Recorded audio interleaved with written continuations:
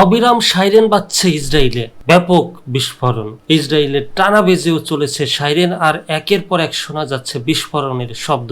ইসরায়েলের সামরিক বাহিনী জানিয়েছে ইরান থেকে একের পর এক ক্ষেপণাস্ত্র ছোড়া হয়েছে।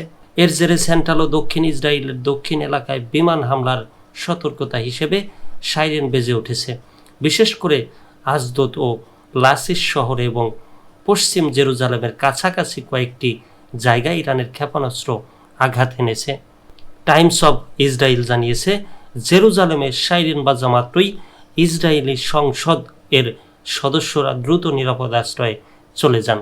ইসরায়েল ও অধিকৃত পশ্চিম তীরে সোমবার সাংবাদিকদের রিপোর্ট করা নিষিদ্ধ করা হয়েছে, তাই অনেকে পাশের দেশ জর্ডান থেকে খবর সংগ্রহ করছেন। এসব তথ্য জানিয়েছে কাতার ভিত্তিক সংবাদ মাধ্যম আল জাজিরা।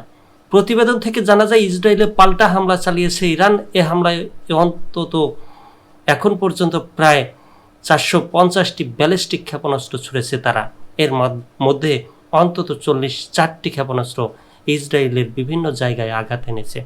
সেখানকার মানুষজন জানিয়েছে টানা 35 মিনিট ধরে সাইরেনের আওয়াজ শোনা যায় এবং সেই সঙ্গে প্রবল বিস্ফোরণের শব্দ। তবে ক্ষয়ক্ষতির সঠিক তথ্য এখনো পাওয়া যায়নি, কারণ ইসরায়েলের সেনাবাহিনী কোনো ভিডিও বা তথ্য প্রকাশে করা নিষেধাজ্ঞা দিয়েছে। তাই বাইরের দুনিয়া সঠিকভাবে জানতে পারছে না আসলে কি ঘটছে ইসরায়েলে। গত 10 দিনে ইরানের হামলায় ইসরায়েল বড় ধরনের ক্ষতির মুখে পড়েছে। সবচেয়ে বেশি ক্ষতি হয়েছে সেন্ট্রাল ইসরায়েলে, তবে হাইফার মতো গুরুত্বপূর্ণ শহরেও বারবার হামলা হয়েছে। প্রতিবেদনে আরও বলা হয়েছে গতকাল ইরান আকাশ প্রতিরক্ষা ব্যবস্থা ফাঁকি দিয়ে এক হামলা চালায়। সেই হামলায় সময় কোনো সাইরেন বাজেনি। পরে ইসরায়েলের সেনাবাহিনী নিশ্চিত করে যে এটি একটি ইরানি ক্ষেপণাস্ত্র ছিল। এটি ভুল করে ছোড়া নিজের প্রতিরক্ষা ক্ষেপণাস্ত্র ছিল না। 13 জুন ইসরায়েলে ইরানের একটি বড় ধরনের হামলা চালায়। এতে দেশটির পরমাণু স্থাপনা, সামরিক ঘাঁটি ও আবাসিক এলাকায় ব্যাপক ক্ষয়ক্ষতি হয়। মারা যান 400-র বেশি মানুষ।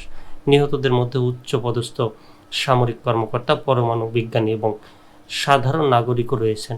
এই হামলার পর ইরান দ্রুত প্রতিক্রিয়ায় নামে।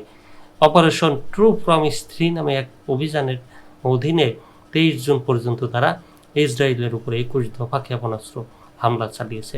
পরিস্থিতি এখনও উত্তপ্ত।